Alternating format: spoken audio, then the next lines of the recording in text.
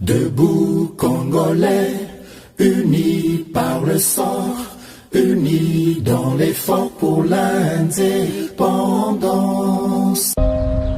Nous devons ensemble avoir conscience que nul autre que nous-mêmes ne viendra sauver notre nation et que cela exige de chacun de nous une mobilisation tous azimuts.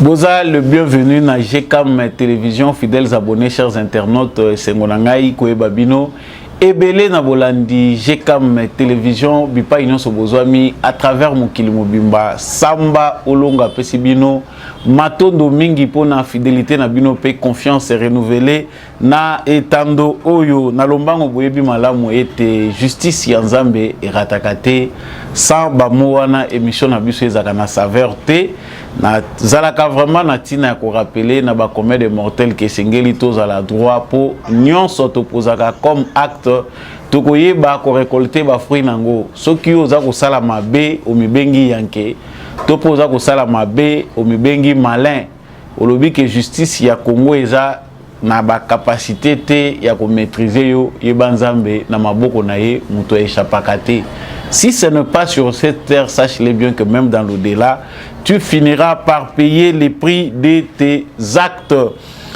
Actualité, Nabiso, Yamukola Lelo, premièrement, Ezali, dominé na rejet, d'abord, Ezali rejeté, mais Seni, Azali, qui exigeait des documents originaux. Il y a des pièces, il y a dossier, il y a candidature, il y a Moïse Katumbi, partis ensemble pour la République, na Mongongo, tout peu représentation à maître Hervé Diakese. Balobiete, sali déjà démarche wana batindi déjà mutumoko équipe na bango na Lubumbashi po ete aya na lombango na ba originaux oyo Seni azali koluka yambo ete ba étudier ka ya réception ya candidature ya Moïse Katumbi, banalise ezali bon train. Comment ba spécialiste, comment ba lettré, bato bazali na parti munene oyo toyebi malamu bazali koya ko déposer candidature sans au préalable ko s'informer sur démarche à koyeba ba dossier nini o il faut koya nango lolenge nini sengeli koya nango. Au cœur de cette actualité se trouve beaucoup de choses o sengeli toloba na candidature ya Moïse Katumbi et question musu baza kotuna ezali pona nini Moïse Katumbi yemoko a sepelité koya yemoko en personne ko déposer ba candidature ndenge batu mususu ba sali yango. C'est quoi les soucis na kati ya émission oyo tokoluka toye bango ba vérité eza na kati, restez scotché branché na kati na émission na bino. Nous parlerons aussi de cette candidature, celle de Denis Mukwege qui avait hier annoncé que Azali ko déposé candidature na Yemokolo ya lelo tout en critiquant vraiment avec véhémence la gouvernance de Félix Tshisekedi et puis asilaki koloba que Azali très inquiet pour na issue ya ba élection Azali ko mettre ko sala alerte pour na koloba ete sengeli ba élection et za la malamu parce que moni déjà que tricherie ezali planifié. Lelo akangaki photo na Denis Kadima na sima ya ko déposer candidature na ye. Question tokozala nango to ko analyser na bino sikasikawa, est-ce que Denis Mukwege serait-il le nouveau Fayulu? Ba Congolais bazali ko se poser ba question façon oyo presse internationale et diffuser information, il y a dépôt, il y a candidature, il y a Denis Mukwege, et ça dit qu'on pousse bisoto réfléchir sur le lengo ba élection les gars qui na 2018, na le lenge et ça dit qu'on les calelo. Est-ce que Denis Mukwege serait le nouveau Fayulu? Ba analyse na ba information nyonso et ça dit toujours na émission na bino. Yambwete to suki sa to kende na Katanga et pas iwapi tata mukonzi ekolo azali ko séjourner kuna. Vraiment, Azalaki très bien accueilli pour inaugurer ouvrage Oyo et chez Salami na Okatanga. Mais Lelo Azalaki devant population ya Okatanga na Kasumbalesa, en tout cas carton plein, Tshisekedi vraiment a réussi à traîner, n'est pas seulement un bain de foule, mais c'était une marée humaine parce que la population à l'Olengiwana est allée vraiment très à l'aise. Nous parlerons de cette descente du président de la République à la province où il y a Grand Katanga. Tout le monde Grand Katanga, mais le lot Katanga ici comment habiter ni mine. Voilà, avant de parler aussi des inaugurations, Bessikanyon Soya Tamboli, notamment l'école ya Liboso, Oyoye, accueilli ko Fongola Poete Bana, Obazaki na condition malamute, côté na basa des classes où ils allaient sécurisant, bazar na bonnes conditions. Voilà tout pour les sommaires de l'actualité que nous allons analyser, décrypter avec vous tout à l'heure. Nasengi na yo muto s'abonner na noter au Salango. Parce que pour la membre et la famille à éclairer et s'engeli au s'abonner d'abord. N'oubliez pas de liker et de partager. Kolanda émission il faut partager. Nan voisin, ticket la biso pe commentaire si vous voulez. Depuis quelle ville vous a Kolanda biso, il y a République démocratique du Congo, depuis province Nini et puis depuis pays Nini à travers le monde congolais d'ici, congolais d'ailleurs, nous restons FARDC na motema. De retour na actualité na biso ndenge na uti ko annoncer yango na biso esengeli toyeba ete ezalaki facilité ba candidature oyo ezalaki annoncé pona mukolo lelo dépôt na ngaki na loba dépôt ya ba candidature oyo ezalaki annoncé pona mukolo lelo. Denis Mukwege a déposé candidature na ye sans souci, sans problème. Mais candidature, par rapport à ce sujet, nous avons tout ça aborder parce que tout le monde Denis Mukwege Nassima. Délégation, il y a Moïse Katumbi, composé moi d'Osimba, Olivier Kamitatou, Hervé Diakese, Bakendaki, Bongo, Naba document. Il y a Moïse Katumbi pour na kokende ko confirmer candidature naie, mais c'était sans Moïse Katumbi. En tout cas, c'est le premier candidat qui dépose sa candidature pas en personne mais via une délégation de personnes. Pour na nini Moïse Katumbi ayeye mon côté. Le plus important, d'abord, que CENI a exigé que les documents, les pièces originales, il y a dossier, il y a Moïse Katumbi et il y a Bango, balobi que bazana ba pièces na Bango ezali certifié, yango bayaki nango ba ou les non originaux, tout le photocopie, ils allaient certifier yango bayaki nango mais CENI a sengi été baya na ba originaux ne pour ba procéder na analyse ya candidature na Bango. Na pesibino tant muke bo landa vidéo ya muto azako lubana komba Katumbi makambo elekeli Bango na CENI simande tozongi. Comme vous le savez, aujourd'hui, c'est le dépôt de la candidature du président Moïse Katumbi comme futur président de la République démocratique du Congo.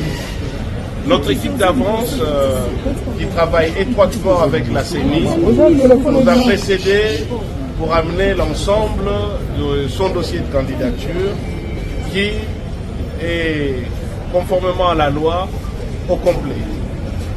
Il n'empêche que la CENI nous a prié de pouvoir, à côté des pièces certifiées conformes dûment au regard de notre législation, lui apporter aussi les originaux.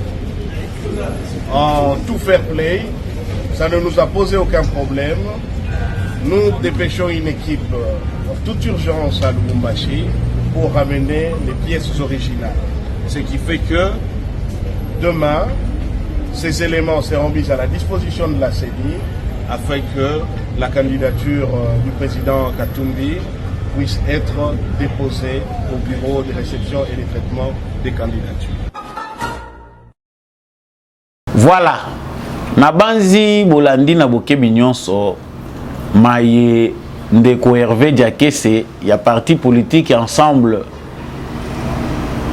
porte-parole à lobby concernant Mayeseni Ayebisi Bango boyaki ko déposer candidature bo pesi ba document na bino ba photocopie na bino mais esengeli boye la biso ba originaux question to ngato e ba ezaki ba originaux oyo ba sengi yango kaka pona ba dossier ya Katumbi ou bien ba originaux oyo ezalaki exigence ya bato nyonso en croire les démarches oyo ezako salema na seni.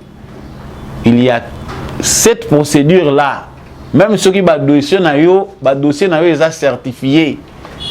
Il y a aussi exigence ya que ba originaux ezala pour na comparaison parce que ça procédure moulaï cause la candidat président de la République eza lo lenge moko tena cause la candidat conseiller communal topé candidat à la députation nationale. On ne parle pas de n'importe quel candidat, mais on parle du candidat président de la République. Wana ezaba fait. Oh, biso to constater maende kwa lobby ba dépêcher mutu mbangu akende na Lubumbashi. Na seki nanu po eza facile ko critiquer. On parle il y a certains temps to ka batu baza ko luba ba lubaka pouvoir attiquer des autres tâtonner amateurisme au sommet de l'État. Mais bino ba expert oyo boza na vision claire. Bozolo ba pe français le poto ngo kitoko awa. Mais ndenge ni boko kozanga mayele ke tant tozo kende ko déposer dossier même ceux qui ba lobité ke ba ko exiger ngo. Mais na saki na bino wana boko mema ba originaux te au cas où on comprend ici que bato ebele baza kotambola na Katumbi pas parce qu'ils ont adhéré à sa vision, pas par idéologie, mais par rapport à mbongo à Katumbi. Ba travailleurs baza ko travailler mais place au bolingo ezalaka te bato basalaka pe musala kaka conformément ya madeso bana nazo kaka lokwa roulage oyo ya lobby anayebi te côté okene ko sukela biso wana mwana na mwana benda na kende na yo. Ça c'est une erreur monumentale.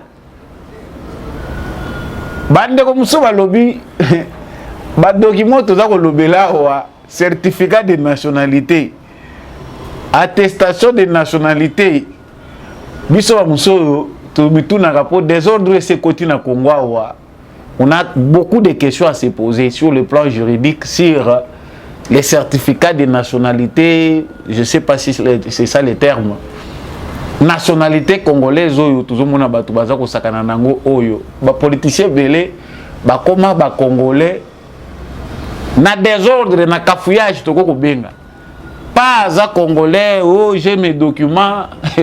Est-ce que Moïse Katumbi makambo yango toza ko loba loi nanu Noël Tchani nanu après certificat de naissance parce que moi na soka botami na ba période âge à Moïse Katumbi to ba ki administration congolaise quand même ezalaki ko fonctionner normalement na ba époque wana to yebi ke ti to ya ko yana ta Mobutu ozala mundele ozala mutu mwindu na sol congolais quand même on savait que moi na soka botami ezana mukanda ou munganga salaka acte de naissance na simana yango mukanda wana bakendaka nango epa ya l'état na service ya état civil kuna nde bakendaka ko certifier que mwana oyo abotami na sol congolais na hôpital Songolo Pakala na RTL na tata na ye Kingandi mama na ye Kingandi na RTL à Koti na mibeko ya Congo comme étant un Congolais. Bon, Moïse Katumbi qui se réclame Congolais. Azana document wana soit ya maternité, soit oyo ya l'état. Isika wapi makambo lekelaka. Est-ce qu'il était réellement né sur le sol congolais ou bien babotelaki na Zambie? Nous avons beaucoup de questions à nous poser sur les origines. Ya bato bazako kamba biso vu le passé qu'a connu ce pays. Des ordres autres en Angola, on ne sait pas qui est congolais, qui ne l'est pas. Un politicien raisonnable et normal doit avoir avec lui toutes ces pièces-là d'identité où ça a été flou et zalaté. Parce que logiquement, tant que nous sommes observés, que la déclaration de Moïse Katumbi, son histoire nous montre que Tata Naye est juif, grec. Maman Naye, les origines encore là sont floues. Quand Moïse Katumbi parle de sa maman, c'est comme si ceux qui bakundi maman awa et péchi mutu droit, il y a maman wana même ceux qui congolaise était à comme malamoko congolaise. Bande kona biso bakatange bo aider biso. Et ça pour créer division entre nous, mais c'est une mauvaise image du Katanga que nous avons à cause de la fabrication et identité. Moïse Katumbi, bato nyonso banturaka Moïse Katumbi bazana kokoso ya kolobela de manière spontanée, aux à l'aise de kambuya identité ya Katumbi. Maman naye azalaki aza congolaise, papa naye aza juif, il est né ici, oui. Tout ça on peut le dire. Okomaki congolais ndenge nini ba document nyonso fo ezala ya kokoka. Mais nous savons ici que le problème que soulève la CENI, ce n'était pas un problème facile. Si ce problème ici sera analysé en profondeur, Moïse Katumbi d'abord sur le plan administratif, sur le plan kakayaba dossier naïe, où il faut que déposer dans la CENI, il aura des problèmes. Parce que tant que au moni le fait que partout à bossa na kapeke di bangi ko kozwanga pene frakata na se retrouver na se liwa na ngawana ndeka yebaka ke soka zo pumbwa likolo idée za la kateke na ko kufela na se aza likolo nzete aza wapi mais suka soki ndeka kufi c'est na se nda ya kokwela. Moïse Katumbi qu'on connaît a plusieurs nationalités. Nationalité zambienne, italienne, il y a grec, sokazanango, belge, et il se réclame aujourd'hui congolais. Bon, est-ce que la nationalité nyonso yoye azwa a renoncé ki nango, toi ça renoncé nango nyonso? Est-il possible d'avoir un candidat président de la République à double nationalité conformément à la constitution de la République démocratique du Congo? Ce sont des questions qu'on se pose. Moïse Katumbi a un passeport congolais. A-t-il un autre passeport? On sait qu'il a un autre passeport parce que Moïse Katumbi n'a pas qu'une seule nationalité. Nationalité zambienne avec renoncé au Kalate. Oya libanda balobelaki ki aza ko saela ngo soki ndenge nini soki expiraki ya Belgique to yebite eska renoncaki nango toté. La nationalité congolaise est une et exclusive. C'est-à-dire okoki kozwa mususu te. Une fois aux une nationalité mususu au perdre nationalité congolaise na yo. Ça c'est ce que la constitution dit. Mais de fait, to yebi que la plupart des acteurs politiques congolais ont des nationalités étrangères sur base des intérêts au bakenda ko bomba na bamboka wana. Yango toza ko loba wa ke Moïse Katumbi akwei na mutambu ya CENI avant loi chane ya kubima. Parce que tobundani awa mboso na Assemblée nationale ba distraire peuple congolais oyo azalaki asi adhéré na ye. Pour la plupart, les Congolais bazalaki na bango déjà d'accord que, en tout cas, les Kambouya de père et de mère, ils ont les Kambouya pour embrasser. Les autres étaient un peu timides en disant que ce n'est pas le bon moment. Et c'est un moment où tu soulever la question en dengewana, tu peux profiter, couper ça va pas ya profiter nanzila wana pour baluka ndengeni ni bako diviser biso. Nous avons vu tout le vocabulaire. C'est une loi tribale, sexuationniste, tout le monde inventaire, usage oyo, batumsu basale la ki ba mot pour vouloir dire que question ya kozala na président de la République azala de père et de mère congolais pour na bango eza question to ko soulever. Mais le peuple congolais en général partager la vie par rapport à likambo ya des pères et des mères. Oyo tingi pululu ba proposer mais tala ndenge na makambo ekendelaka tozaka ka wana seni makambo mibeko evandi kuna baye ocha biso no te baza ko débattre yango to chango na session en septembre to kolobela yango mais koto yo mwana mai ya kangami aza ko senga ke bakende ko vérifier oui ils ont dépêché quelqu'un est-ce qu'à kozwa kaka viol lelo est-ce que bakocha ba document wana na mutu aza koya nango na se ya mbangu to bakosala ndenge nini bazochango bapesi kaka mbala moko na mutu moko express acha po lobi baya ko répondre nango to bakosala ndenge nini. Ce n'est pas facile pour Moïse Katumbi et ça c'est la première étape d'analyse na biso. La deuxième question que vous vous posez, que moi aussi je me pose, ezali pour nini Moïse Katumbi abimise longité lokola ba candidat nyonso. Se sent-il malheureux ou yé moko par prémonition amoni que eza peine perdue, mieux faut pas kende ko déposer na ngote parce que mutu oyo c'est quelque chose que tozo ko koyebate ko concevoir ango. Quand un candidat dépose sa candidature, il faut à la visible. Il faut à la médiatiser, déposer candidature. Il y a certains qui parlent, nase balobino, ils apprennent matanga shuribena no silité, oh bake wane bele wana bake matanga te. Bazawana, tout moni moi dossier bazawana, tout moni le professeur de français, le nom m'échappe encore, Olivier Kamitatou, tout moni Hervé Diakese et ainsi de suite. Na ba délégation mususu, wana matanga ezalaki te. On comprend facilement que notre candidat qui est en difficulté a compris quelque chose. Moni ba média tango yaka micro bomona kaweza ka facilité bacha micro bacha caméra. Moïse Katumbi a des problèmes d'abord, il y a élocution. La seule langue qu'il parle avec aisance, bon, peut-être en Swahili, c'est là où tout le monde dit que ça concorde. Pour qu'on a place parti politique siège nango ezali les Swahili tant on za ko lobana wango ndenge ozobeta ngo wana eleki nango. Les Français eza médiocre. Les Lingala wana kutu tokoyoka te bazozo bayo yozo bayo yo kozoba. On va conjuguer le verbe bazozo bayo pendant beaucoup de temps. Et les Congolais à la maison qui voient le profit des candidats au bazako leka bazape na besoin ba mona ah oui candidat Moïse Katumbi abimi ndenge ba micro yake belé. À la place tout le monde a Moïse Katumbi, tout comme on a Kamitatu, tout comme on a moi de Simba, tout ça comme on a Hervé Diakese.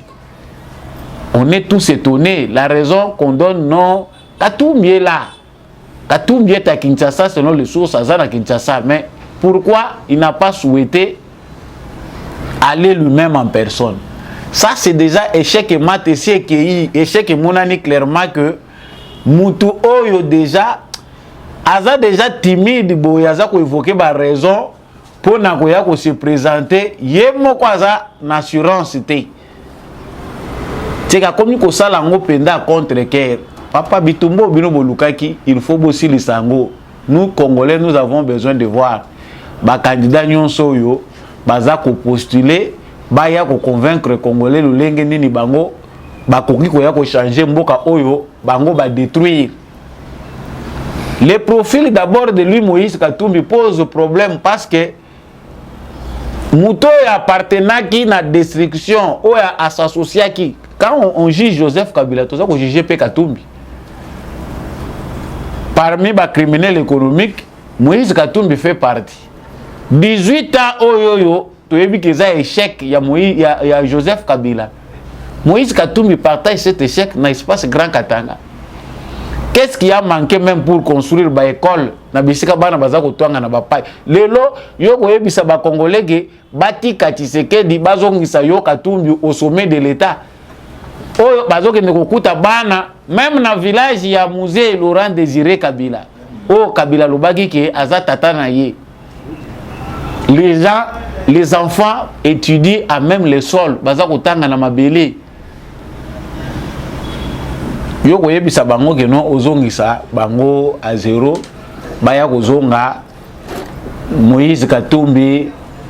C'est vrai, les Congolais, les vrais sentiments ne se font pas voir. Pour faire le plein, il suffit de mobiliser des leaders, 50, 100, leur donner l'argent. Ils vont traîner certains badauds. Mais quand on va plein à Congo, et tant que tu as l'analyse, tu dois comprendre que certains plans, ils ont la logique, il y a réalité politique, il y a Congo. Au lingo beta plein, même ngapé, ceux qui mbongo, ils allaient na yébindéni na rosa la plein. Bakoya! Ils ne viennent pas parce que baza convaincu, bayaga na bango parce que bayebi que eza cop. Là rekobimawana na suka bayanke bakobeta na makofi le plus fort aura sa part. Toshi toyebi logique ou organiser ka ba meeting nani na Congo. Moïse Katumbi avait bien commencé sa campagne. Ce que les gens veulent voir, c'est un Moïse Katumbi déterminé. Dengo bandaki ndengo kosuki cela. Profession yo tolobaki rola dalwa lo bimakamuna ya bato ba parcelle à Congo baza lokuta. Tout le monde a neti, c'est pas facile. Ce n'est pas facile. Les sang des Congolais parlent. Il y a certains qui prennent ça pour un jeu. Ils ont un slogan. Non. Et là, il faut comprendre que Moïse Katumbi a compris. Bateau peut comprendre. La question des nationalités pèse lourd sur la personne de Moïse Katumbi. Il est difficile, même Katumbi lui-même est convaincu qu'il y a comme président à Congo, c'est possible. Lui-même le sait. Mais ils ont un rôle à jouer. Il y a quoi empêcher Bissoto s'organiser. Rôle, il y a quoi créer des ordres dans Congo. En s'attirant des analphabètes comme il est, Oyo, Bazan, Nata, il faut comprendre que lobby, tout le monde qui passe, il y a des lots, Batouni, ne s'engagent pas exclure la scène politique congolaise. Des gens comme ça qui sont analphabètes, politiquement analphabètes de l'histoire. Bangwana ndi bakoko kweya na Mutambo, il y a Moïse Katumbi. Et on peut ajouter à ceux-là des amnésiques, parce que ceux qui m'ont perdre mémoire, moyen à questionner passer exactement pour y ba position ni na ko kozwa na présent au tozali pour na futur na ye. On ne pense pas que na niveau biso to komi avec ce que Félix Tshisekedi a fait et ce qu'il continue à faire, le Congo peut encore être dirigé par quelqu'un premièrement qui a une nationalité douteuse, deuxièmement qui est un analphabète politique, parce que Moïse Katumbi dont on parle ce n'est pas un politicien. C'est un malfaiteur. Mouto akwei na politique loko la parasite. Il n'y a pas de soubassement na koye ko la politique ya Katumbi. Lui-même le dit clairement que Soki Kabila tenga na sa la politique était. C'est qu'on l'a invité en politique pour faire les affaires. Et moyen batika business na bango juté ezate. Au Congo koko ya na yo, oye na babot, ozano ne lamba ko lata te, oye bindenge ba fungola ka robinet. Mais au communo multimillionnaire. Cette question est à suivre, elle n'est pas facile. Tous en renchérir rango. Ma candidature est belée, soutenue par des impérialistes qui ne veulent pas que les nations africaines s'organisent et que les Africains, bas à la bango moko, ba mettre à destin à bango. Denis Mukwege hier a parlé avant à déposer candidature naïe lelo. Candidature, il y a Denis Mukwege et a déposé. Malgré toutes les critiques, tricherie planifiée, sa tricherie, nous ne sommes pas d'accord à accepter ça. Il faut peuple congolais à la debout. Denis Mukwege vient de déposer sa candidature. Il a été aussi reçu par Denis Kadima. Comme tout candidat, Sokaye. Akokuta na pena Denis Kadima qui est disponible à recevoir bango bakutani baseki basololi voilà o etikali kende ko sala ngona media ndingo saila kango. Mais Denis Mukwege aujourd'hui candidat président de la République toshi tolobeli mingi likambwa Denis Mukwege metokolembango pété parce que le complot est grand. Biso musala na biso eza koloba ko réveiller ba congolais boye bango une fois pour toutes. bato balandaka banalise nanga ou bien pe balandaka banalise ya bandeko mususu bayebi que le cas Mukwege aussi to avertir yango mbala ebele. Qui est Denis Mukwege? Soko ke ko beta na ba recherche ba koyebisa yo aza prix Nobel de la paix, gynécologue, réparateur des femmes. En tout cas, Seveneza ya kotonda, c'est un bienfaiteur, un homme oyo azali na notoriété. Il est connu au niveau mondial. Ce que le kotangi komba Mukwege, ba médias français baza ba kobi misela yo bibliothèque mobimba ya kombo ya Mukwege. Pour nous, nous savons que Mukwege, il est notre fierté en tant que prix Nobel de la paix, sans savoir ce qui se cache derrière ce prix Nobel. L'autre face de Mukwege, nous allons découvrir officiellement Sikawa a déposé candidature naïe. Ce que nous avons analyse à Goyeba, Denis Mukwege, qui aujourd'hui dépose sa candidature, sous bassement politique naïe Zanine. Parce que c'est un nouveau venu en politique.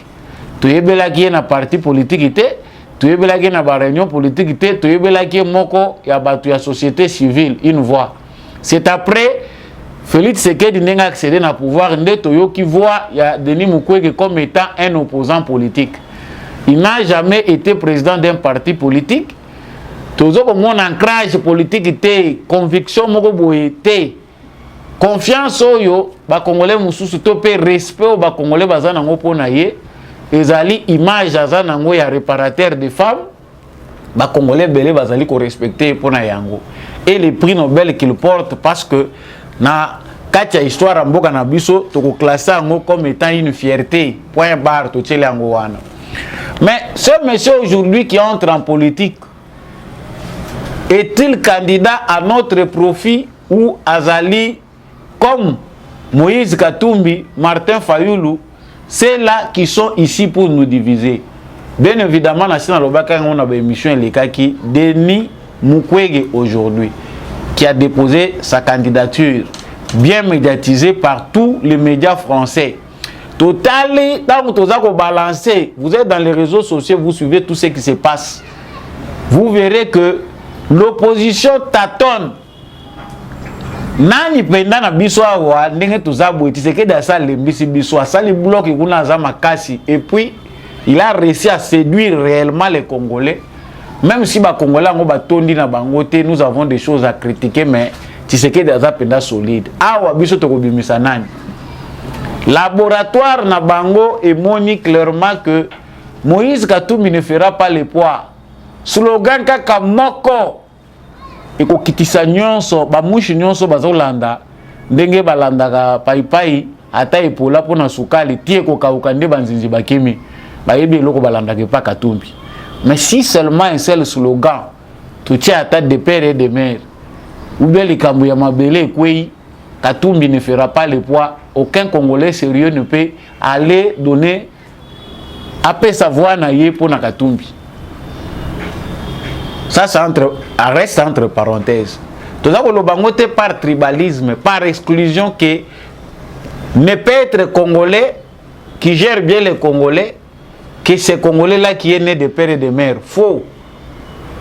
Le fait d'avoir été infiltré par des étrangers à tous les niveaux des institutions de la République pousse les Congolais raisonnables, conscients, à ne plus faire confiance à ces étrangers-là qui veulent faire la politique au Congo. Ça, c'est une réalité. Lokola basali calcul ba monique simbité, il faut avoir un nouveau Fayoulou. Nous savons que Fayoulou, aujourd'hui dont on parle, ce qui combo ya Fayoulou to komi ko loba yango, c'est le résultat d'une fabrication occidentale. Fayoulou 2018, Fayoulou 2023, la majorité des Congolais ont la vérité. Balobi lokuta yaka mbangu noki vérité yaka malembe et convaincre batu nyonso. Aujourd'hui, tous les gens sérieux qui ont été induits en erreur par l'aventure de Genève où ebimisa ki pantin na kombo ya Fayoulou bazongi nesika na bango ba comprendre que Fayoulou n'est pas un monsieur à qui il faut faire confiance. On ne peut pas apporter notre soutien à un monsieur comme Fayoulou, ils se sont retirés. bato yo ba participa ki na complot wana basala ki Fayulu lelo akoma biloba loba bango nyonso ba se retirer Fayulu atikali yemoko. La Mouka dont il parle ne représente plus rien, il n'est que lui-même seul dans a ko réclamer combo. La Mouka na kati nango muto azali susu kuna ta za ko sala poa. Comme Fayulu est un produit fini et que les Congolais ne peuvent plus revenir sur cette même erreur, les Congolais ne se trompent pas, qui va voir dans Fayulu, sans savoir qu'ils étaient manipulés, ils ont l'erreur parce qu'ils ont eu tout le temps de comprendre qui est Martin Fayulu. Il faut fabriquer un autre Martin Fayulu. C'est ça le complot. L'Union européenne où était des difficultés, les Congolais to Kabwana. Lelo plusieurs Congolais nazongi la dossier wana po yo pe mutulanda kango tika ko inandeko na yo ba Congolais belé ou bazaye ko vivre à l'extérieur la bato bazo vivre à diaspora na biso bandaye ko tuna na ba musubi kolote ba be bana ikaka kendeko na nga Congolais ba koma lelo ko vivre séparés bazo ko se fréquenter ta ko ya utila ngata poison. Pourquoi Fayulu? Pourquoi élection 2018 et comme makambo bikolo? Ces rôles dangereux, ces complots-là, oyo basalaka kuna et salaki oyo biso to moni. Mais après 5 ans, ceux qui ont changé, tu comprendre ce qui s'était passé. En tout cas, on est comme une délivrance. Fréquenter l'église, on fréquenter peut-être pasteur a bien à comprendre le problème na yo. Il y a aussi un problème lié à l'état spirituel ya mutu. Les médiocres spirituels peuvent facilement s'engager dans une voie de haine. Mais muto penazo yeba penza mango ya solo atachaka makolo l'église te akoko se lancer na ba bêtise oyo et créer qui division te na kati na biso. Lelo lokola Fayulu azate asasili. Lui parle d'une popularité autre ko yeba te azula ki ngondenge nini même Etienne Tshisekedi pour comme populaire, ti akufa ki populaire. Ça il y a eu du travail. Il a convaincu ce peuple pour bandima ke muto yo aza intègre muto to ko pese confiance. Et yo popularité oza ko betela to lo zwaka ngondenge nini par enchantement. C'était de l'envoûtement. Les Congolais ont été envoûtés pour voter un inconnu muto yebana kité na scène nationale mais ba fabriquer au candidat à opposition. Bande konanga skola lingina révélé bino loko moko. Nous parlons aujourd'hui de Denis Mukwege. C'est vrai, notre docteur, c'est aussi notre marionnette. Je suis désolé de le dire, ça ne fait pas du bien. Quand on a un prix Nobel de la paix dans son pays, on l'honore. Il faut quand même que moi vénération parce que ce n'est pas n'importe quel prix. Mais tu es obligé de faire la vérité parce que derrière ces prix qui a été décerné par des gens qu'on connaît bien, se cache une réalité politique. Se cache une fabrication occidentale. La vérité doit être reconnue parce que nous quittons les Congolais vont continuer à la manipuler. Il est en France, il est aux États-Unis, il a le prix Nobel de la paix. Njo Kabango, bazali sous intention, on a été fabriquer mutunini oyo bango pona bango aza ko aider bango ba continuer ko zala na menumise na Congo. Je l'ai dit dans l'émission précédente mais faut boyeba que ce qui Fayulu azala ki te ce qui Fayulu na minute oyo akomi ko loba mingi c'est parce qu'il sait que il ne peut plus être considéré comme le Martin Fayulu oyo ba fabriqué en 2018. Maintenant, l'Europe a compris qu'il faut quelqu'un d'autre. Et Mukwege depuis longtemps bandai ko luka ndenge nini bakoko utiliser na politique. Ça a raté en 2018, ça allait être bien. Tant ba décider ka sambiso ba congolais. Ba décider ba lobby. Voilà, toujours qu'il y a une transition sans Kabila, le président s'appelle Denis Mukwege. C'est ça le schéma qu'ils avaient. Aujourd'hui, si encore ces schémas-là ils peuvent les imaginer, ndenge bango nyonso bazako boy élection, Denis Mukwege c'est quelqu'un dans la mafia qu'on peut facilement choisir, imposer. Bango bazako lo opposant, imposer bango ba lobby candidat yowana au biso tolin kocha. Voilà pourquoi la publicité française sur la personne de Denis Mukwege est gratuite. Bakosa de la c'est l'homme intègre, la personne crédible. Déjà bandi ko bimisela biso déjà ba analyste politique na bango pour ba accompagner candidat na bango. Vous verrez que sur TV5 Monde, sur RFI, sur France 24, on parlera de Denis Mukwege avec des experts taillés sur mesure. Des experts préparés. Bango nde bazo réfléchir na marque na bango, bayebi que campagne électorale na bango, ils seront financés. Banani bako financer bango, batoyo ba financer ki Fayulu, bazana on a perte, ba récupérer mbongo na bango te. Ils doivent encore être derrière Denis Mukwege. Même lui Mukwege sait que na ko gagner na ngaba élection te. Mais rôle ba pesinga eza kota kaka. Yo kota kaka banda koloba. Nous allons soutenir ce que vous allez faire. C'est un rôle de diviser les Congolais, de créer le chaos. Yo moko de autres ont déposé candidature sans assurance. On va y la tricherie. Ah, ndenge na zabo na zomona ke kusimba te. Déjà la tricherie est planifiée. To koyoka te.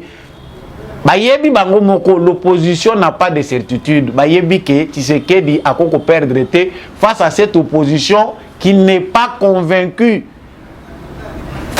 Face à une opposition de manœuvre, opposition qui existait normalement, mais où ils ont fabriqué pour embrouiller les Congolais. Bayebi bango moko ke marge à manœuvre eza muke. Seule marge à manœuvre na bango, na zako lo bango ko répéter chaque fois les termes qui convient, c'est les amnésiques. Ba Congolo baza ko réfléchir te na ba affamé oyo à la limite baza pré ba somba bango na mbongo, mais même so ba sombio na mbongo, tant ozala na kati wana, tu seras seul. Et un Congolais conscient, même si Kassalia Kimbongo, il ne peut pas tomber dans un tel piège. Donc, comme je venais de vous le dire, Denis Mukwege, c'est le Fayulu de 2023 qu'on cherche à imposer.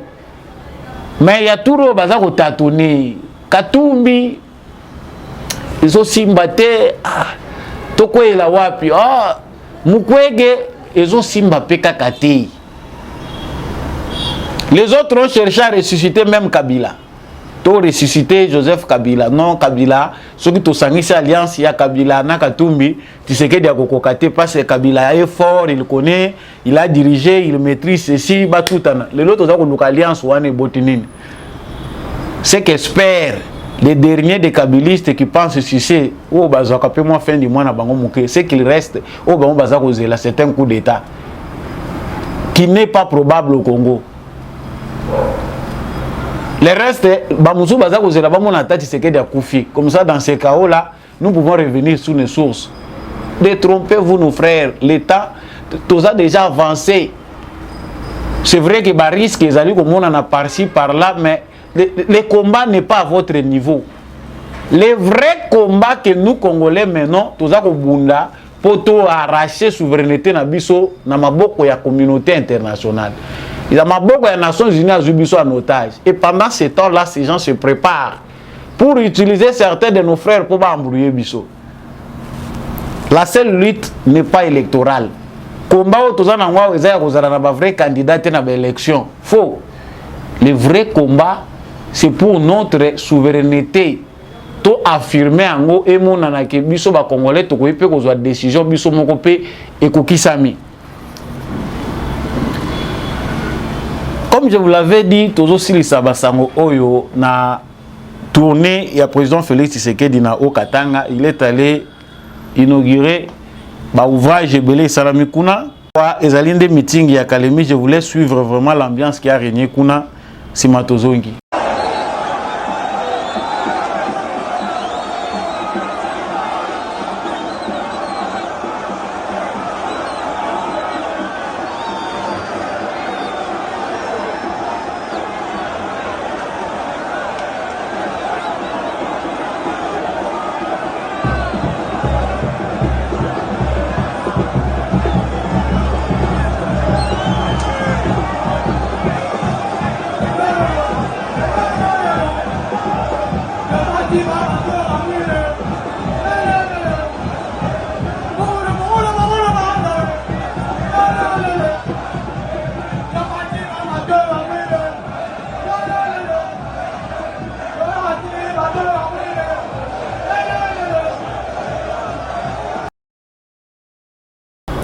Voilà, comme vous le voyez dans ces images, marée humaine, il y a Félix Tshisekedi, il y a certaines personnes qui font les débats.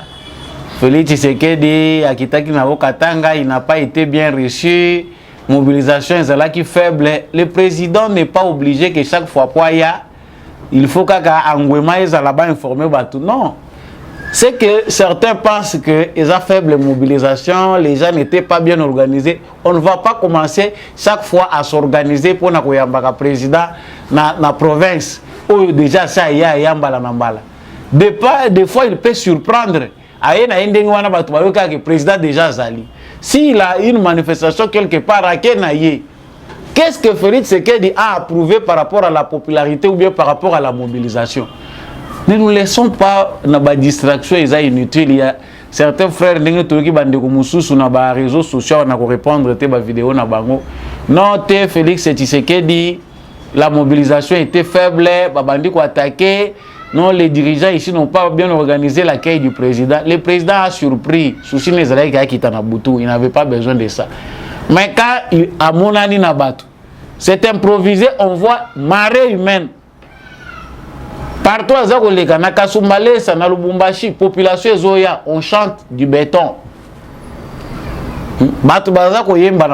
C'est facile. Félix Tshisekedi, ce qu'il va chercher ici, ce n'est pas Bakosala Baplain. Non. Les Congolais ne votent pas par rapport à Baplain. Toujours les Congolais n'engazalaka. Les Congolais, nous savons aujourd'hui que même affamés, les Congolais savent la démarche du président Félix Tshisekedi qui est salvatrice. Démarche wane zali que biso ba Congolais toyebi, même si nous totondité, même si nous toliete toyebi que la plus grande démarche zali Congo ezonga na maboko ya ba Congolais, un nouveau départ est possible à travers ba œuvre déjà c'est abandi. On va les distraire les gens dans des débats qui n'ont pas le temps. Tous à la nango non te voilà et le président va là-bas plein exaté. Chers Congolais, ne débattez plus sur ça. On regarde ce qu'il dit, tout ça, jugé pendant 5 ans, il a certes trouvé des difficultés. Ce qui est logique, biso Congolais, le président qui devait venir après Kabila ne peut pas avoir un mandat de 5 ans. Il pouvait avoir ce qui est manqué mandat il y a 8 ans ou bien il y a 10 ans. Comme ça, d'être jugé, il y a pas tout ça là, État, où a coûté l'imboka, la situation a coûté l'imboka à tous les niveaux. Est-ce qu'on peut juger un président comme ça en 5 ans? Mais 5 ans, il y a Tshisekedi à valoriser Ango, malgré les combats multiples. On ne peut pas passer par la coalition FCC Cash. Tous les gars, coalition FCC Cash, sans parler de la majorité au Azangi. 2 ans, il y a des combats politiques. On l'empêche de travailler. Par les Congolais eux-mêmes. Il y a une institution pour le bloquer, bâton dans les roues. Ce n'est pas lui qui dirige, c'est Kabila qui dirige. On ne peut pas parler du Covid-19. Mais quand on voit l'espace il y a 2 ans, Moutou a reçu Kokendeko Koma Bisika Oyo, Banda Congo Eza Congo, Batu Batikala Komonata, il coûte à l'État. Et là, Moutou Moussou a vécu à Mboka, a évité Mbongo à Congo, il sait que je suis né dans un pays riche. Mais il ne sait pas comment, à quoi on a 1000 francs à Congo. Des Congolais sont morts en masse comme ça, sans bénéficier même d'un Likuta, il y a Congo. Aujourd'hui, grâce à Félix Tshisekedi, on peut déjà palper. Bon, on a vu ça au Congo, non seulement dans le contexte de la sécurité, les policiers, les autres fonctionnaires. Gratuité de l'enseignement, gratuité de la maternité, lobby et la santé universelle pour nos besoins de base.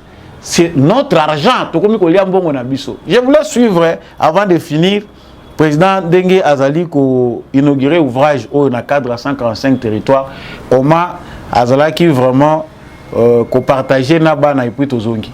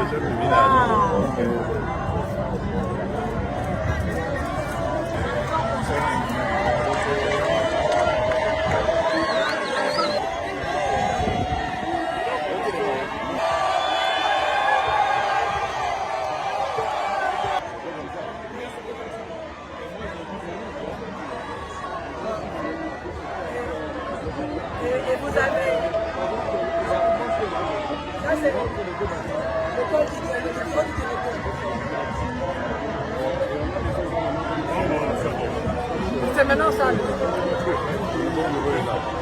Alors là, nous avons la salle de classe 6. On va vous mettre la clé ici. Comme ça, vous allez prendre les enfants.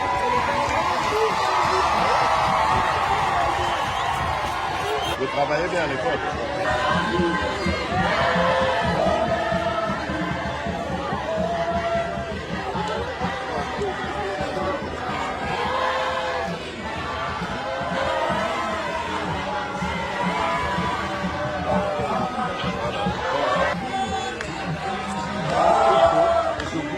Libérer ces élèves de la situation auquel ils sont les cours.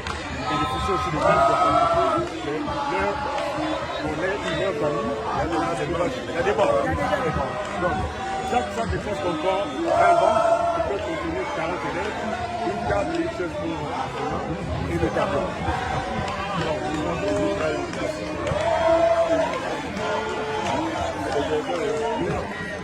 Bon, monsieur le directeur, maintenant, vous pouvez amener les enfants en classe.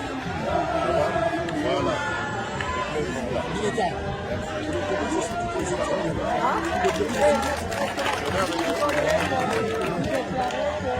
Maintenant que les enfants sont en classe, toutes les autres écoles aussi sont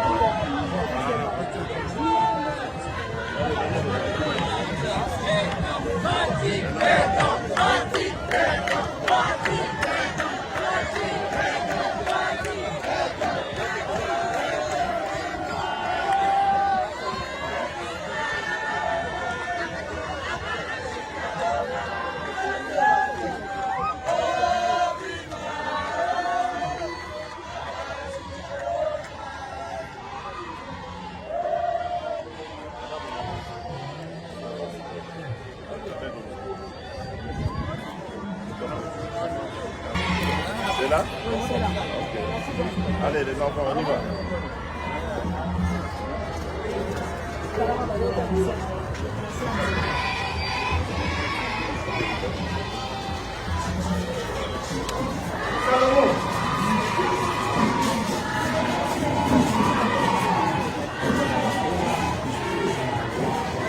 Ça y est. vous êtes consommé. Les plus petits de taille, vous vous mettez devant. Sinon, vous ne verrez pas le peuvent, ils rentrent, toujours aller à l'école. Là-bas, il n'y aura plus de problème de... Comment? Lopé d'Alonde. Non. Voilà les enfants. Vous êtes contents? Oui. Oui, hein? Voilà. Vous y avez droit. Vous avez un pays riche, et vous devez profiter de cette richesse. Et nous, on va tout faire pour que les enfants, tous les jeunes du Congo puissent profiter des richesses de leur pays, étudier dans des grands pays. C'est ça les efforts que nous allons faire. Voilà. Merci les enfants, que Dieu vous bénisse. Merci. J'espère que vous faites tous vos prières. Hein? Oui. Hein?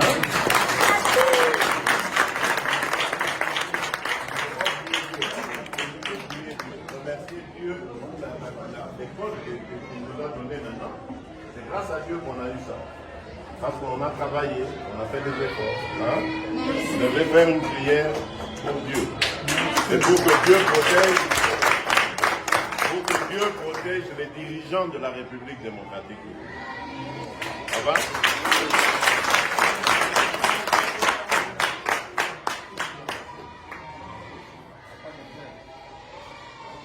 C'est bon, ça écrira sans problème. Mais ça se passe à l'eau, hein, les écrits. Même avec... c'est pas, il y a le bois de... Frottoir. Avec un frottoir.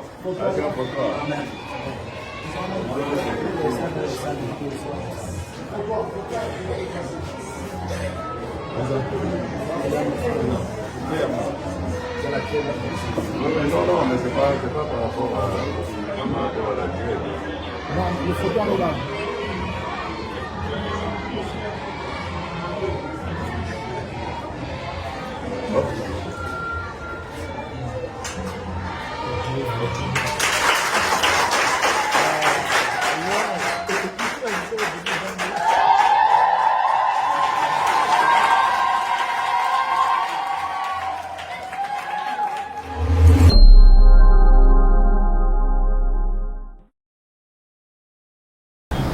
Voilà. Makambo biso toza komona nde yangwana. O tokoyoka le sous promesse ko uta na mutute. C'est que les Congolais voient na misu. C'est vrai que tous les Congolais veulent manger, les Congolais veulent de bonnes routes, mais nous devons nous impliquer tous. Cette volonté, cette détermination, elle est hors du commun. Tant que nous avons la bateau, nous avons nos oppositions, nous avons un profilité, comment les enfants qui vivent na fin fond kuna na okatanga bisika batu musuba na ko komate. Comment les enfants bazana Kasai place où eza mabe makasi bakoki pe ko bénéficier na mbongo ya trésor public congolais. Il y a toujours un début. Tu es que banzela ko ya ko komati kuna mais bano yo batanga pena na ba conditions bien. On voit des écoles où ils là qui en paille et s'est transformé et comme le loba école en briques en tôle na ba conditions eza malamu. Il y a des centres de santé où ils ont construit, ils ont permettre batu ki bazana ba conditions eza malamu. Déjà on est rassuré que ngaso razoli ate mais ndeko nanga na village déjà comme ko bénéficier. Toujours mon ambition à travers ba ouvrage wana. Demain ndenge toza ko kende poto stopper hémorragie ou complètement ya kimoyibi, to komona les sous plus. Kolonga Mobutu ti tozo ya kokoma avant Félix Tshisekedi d'accéder na pouvoir. Totikali komona initiative ya kotonga université ti. Bamuso le azo réhabilité, azo tongate, aussi au moni nani azu initiative à ta université. Mais on en compte 5 ou ils en construction ou 4 si je me trompe. Baza kotongango. Chers frères congolais, ils ont tout temps se trompé. Nous avons un rendez-vous avec l'histoire comme d'habitude. Le terme est choquant, mais il y a un peu de rabiso. Congolais, tant que les batailles richesses à Congo, batailles congolais, aujourd'hui, nous avons quelqu'un qui nous a donné une liberté de manière très rapide. Ce qu'on cherchait comme démocratie, tout ça libre, tout s'exprimer, tout ça, congolais, mais tout ça qu'on utilise, on a le lingue singulité. Réveillez-vous, nous, chers Congolais, réveillez-vous, chers jeunes, partout où vous êtes. Et c'est que Congo est téléma et que Congolais azala debout. Émission Amukola Lelo, na banzi, bomoni malamu, ekomi, na suka, na tondi bino botondi ndenge, bozaki ebele kolandango depuis sud de France. Ndenge pe bozaki kolandango na ville à Kinshasa, Olandaka Samba Olonga. Merci na bandeko bazolandangai na Congo central. Bandeko bozolandangai na Kasai oriental, dans les Kasai central. Bozaki kolandangai na Grand Équateur, bozolandanga na Chwapa, na Kisangani, bolandingai na Ouele, bozakolandangai na espace Grand Katanga mobimba bandeko bozolandangai kuna na Kasumbalesa, bolandinga na Lubumbashi na Kolwezi, nazopesa bino bambote bele bandeko nyonso ya Nord Kivu, Sud Kivu et bisika nyonso na Tangite, Grand Bandundu, partout, même na Maniema, na ebiki émission Oyo et ça la tour du monde. Congolais d'ici, Congolais d'ailleurs, restons unis dans l'amour de Bokanabiso Ekoyeba Okende Liboso. Merci mingi na ndekombi à Chako azaki na sima caméra open na réalisation pour cette émission Oyo et comme la bino na tondi botondi na bandeko nyonso oyo bo soutenaka émission au début congolais en partageant massivement ata et comme lion na 22h Kabola Kangona baninga po bango pe bazala ba éclairer en tout cas ba éclairer ya mokili mobimba o boza ba vrai congolais na tondi bino botondi nommément n'apôtre Gérard Kabeya, merci mingi na Jean-Louis Chimbala nga l'homme de la vérité des urnes. Merci beaucoup à mon vieux Maurice Kikangala, papa Boniface Mpunga, monsieur le maire, merci beaucoup na monsieur Freddy Ngwa, candidat député na Ilebo. Merci à maman Bill Bilonda, merci également à maman Lisette Mombendo, Paulin Chika depuis la France et tous ceux qui soutiennent encore cette émission. Nous avons vraiment un mingi. Partagez, likez, laissez un commentaire. On reste debout. Tout le monde a la prochaine émission.